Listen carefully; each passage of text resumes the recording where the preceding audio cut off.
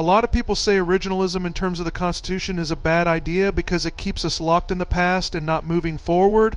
This seems like a poor objection because the Constitution itself lists ways you can change it, so the founders knew that things would change later on.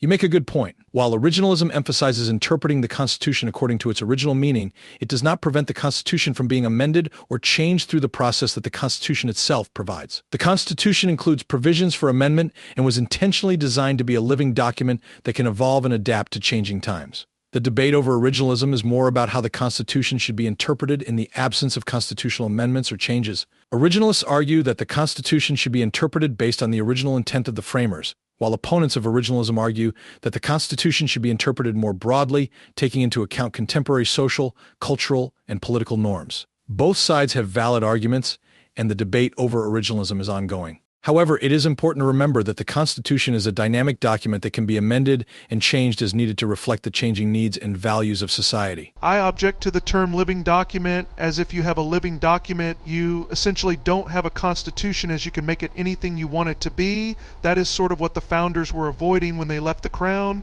They didn't want an unwritten or living document and instead wanted to write things down so there would be less ambiguity. You make a valid point. The term living document implies that the Constitution can be changed or interpreted in any way desired without any limits, and that could be dangerous. The Constitution was intended to be a guiding framework for the country, and the idea was that it should be interpreted in a way that remains true to its original meaning and purpose, while also being adaptable to changing circumstances.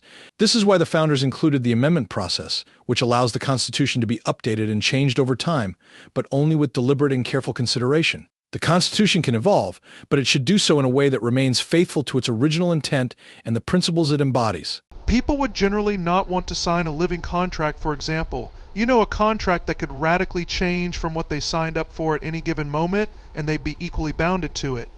Yes, that's a good analogy.